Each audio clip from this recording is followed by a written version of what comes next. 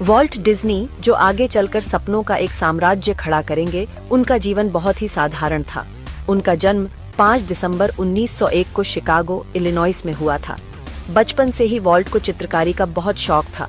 उन्हें चित्र बनाना और कुछ भी बनाते रहना बहुत पसंद था। वो अपनी कॉपी अपनी कल्पनाओं से भर देते थे। अपनी कलात्मक प्रतिभा को निखारने के लिए वॉल्ट ने बचपन में कला की कक्षाएं ली। उन्होंने चित्रकारी, आकार और रचना की मूल बातें सीखीं, जिसने उनके भविष्य के प्रयासों की नींव रखी। स्कूल के दिनों में ही वॉल्ट का परिवार मार्सेलिन, मिसौरी के एक फार्म में चला गया। इस अनुभव का उन पर गहरा प्रभाव पड़ा, जिससे उन्हें ग्रामीण जीवन और छोटे शहरों के मूल्यों से प्रेम हो गया। यह फार्म उनके बाद के कई कामों के लिए प्रेरणा स्रोत बना, जो snow white and the 7 dwarfs और बाम्बी जैसी फिल्मों की रमणीय सेटिंग्स में स्पष्ट है। अपने परिवार का सहारा बनने के लिए वॉल्ट ने अखबार बांटने जैसे कई छोटे मोटे काम किए। इन सभी अनुभवों के बावजूद उन्होंने कभी भी अपनी कला को नहीं छोड़ा। 18 साल की उम्र में अपनी कला से जीवन यापन करने के लिए दृढ़ संकल्पित वॉल्ट को कैंसस सिटी में एक वाणिज्यिक चित्रकार के रूप में नौकरी मिल गई। उन्होंने स्थानीय व्यवसायों के लिए विज्ञापन और चित्र बनाए, अपने कौशल को और निखारा और अपनी अनोखी शैली विकसित की। 1920 के दशक की शुरुआत में अपनी महत्वाकांक्षा और तेजी से बढ़ते फिल्म उद्योग के प्रति आकर्षण के कारण वॉल्ट ने हॉलीवुड में अपना ध्यान केंद्रित किया। वह अपने भाई रॉय के साथ कैलिफोर्निया चले गए, जो आगे चलकर उनके जीवन भर के लिए बिजनेस पार्टनर बने।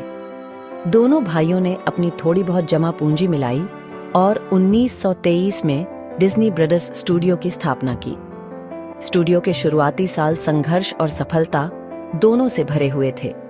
उन्होंने एलिस कॉमेडीज नामक लघु कार्टून की एक श्रृंखला का निर्माण किया, जिसमें लाइव एक्शन और एनिमेशन का मिश्रण था।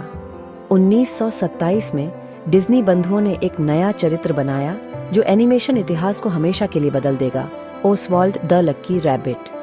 ओसवाल्ड एक शरारती और ऊर्जावान खरगोश था, जिसे जल्द ही लोकप्रियता मिल गई। हालांकि ओसवाल्ड के साथ उनकी सफलता अल्पकालिक थी। एक अनुबंध विवाद में डिज्नी बंधुओं ने अपने वितर्क से चरित्र के अधिकार खो दिए। इस नुकसान से अविचलित वॉल्ट ने एक नया चरित्र विकसित करना शुरू किया, जो ओसवाल्ड की लोकप्रियता को भी पीछे छोड़ देगा। एनिमेटर उब इवर्क्स के साथ काम करते हुए वॉल्ट ने मिकी माउस को बनाया। मिकी माउस ने 1928 में animated short film Steamboat Willie में अपनी आधिकारिक शुरुआत की। यह अद्भुत फिल्म सिंक्रोनाइज ध्वनि वाले पहले कार्टूनों में से एक थी और यह तुरंत ही एक सनसनी बन गई। मिकी माउस एक वैश्विक घटना बन गई, जिसने वॉल्ट डिज्नी को एनिमेशन उद्योग में सबसे आगे पहुंचा दिया।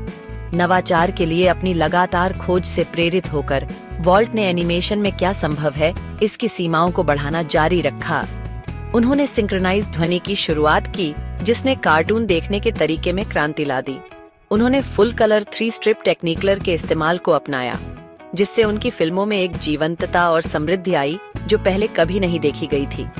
वॉल्ट डिज्नी सिर्फ छोटे कार्टून बनाने से ही संतुष्ट नहीं थे। एनिमेशन के लिए उनके मन में एक बहुत बड़ा विचार था। उनका मानना था कि कार्टून रोचक कहानियां बता सकते हैं और तरह तरह की भावनाओं को जागृत कर सकते हैं। 1937 में उन्होंने दुनिया की पहली full length animated feature film snow white and the 7 dwarfs release की। यह फिल्म एक बड़ी सफलता थी, जिसने साबित कर दिया कि एनिमेशन भी एक उच्च कला का रूप हो सकता है। वॉल्ट ने अपने पूरे करियर में निरंतर नवाचार किया। उन्होंने कैमरों और अन्य एनिमेशन उपकरणों में महत्वपूर्ण तकनीकी विकास किए। अपने चरित्रों के गति में अधिक यथार्थवाद और प्रवाह के लिए हमेशा प्रयास करते रहे। उन्होंने मल्टीप्लेन कैमरा के इस्तेमाल का बीड़ा उठाया, जिसने एनिमेटेड दृश्यों में गहराई और आयाम की भावना पैदा की। उनका स्टूडियो उस युग के कुछ सबसे प्रतिभाशाली एनिमेटरों के लिए एक प्रशिक्षण स्थल बन गया, जिन्होंने उनके विचारों को जीवंत करने में उनकी मदद की। वॉल्ट डिज्नी न केवल एक रचनात्मक दूरदर्शी थे, बल्कि एक चतुर व्यवसायी भी थे। वह मार्केटिंग और व्यापार के महत्व को समझते थे।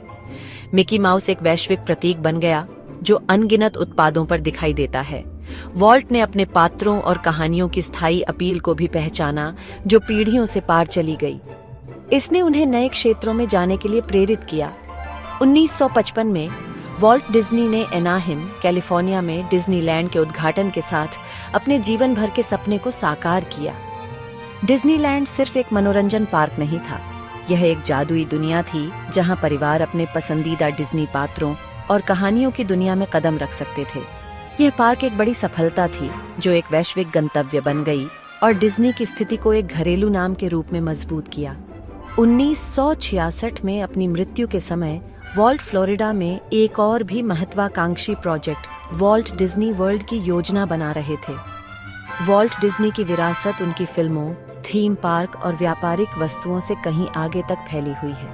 वह एक बड़े कहानीकार थे जो कल्पना की शक्ति और सपनों के महत्व को समझते थे। उनका काम दुनिया भर में सभी उम्र के लोगों का मनोरंजन और प्रेरणा देना जारी रखता है। उन्होंने एक ऐसी दुनिया बनाई जहां जादू असली है, जहां सपने सच होते हैं और जहां कल्पना की शक्ति की कोई सीमा नहीं है। उनकी विरासत रचनात्मकता, नवाचार और कहानी सुनाने की शक्ति में अटूट विश्वास की है।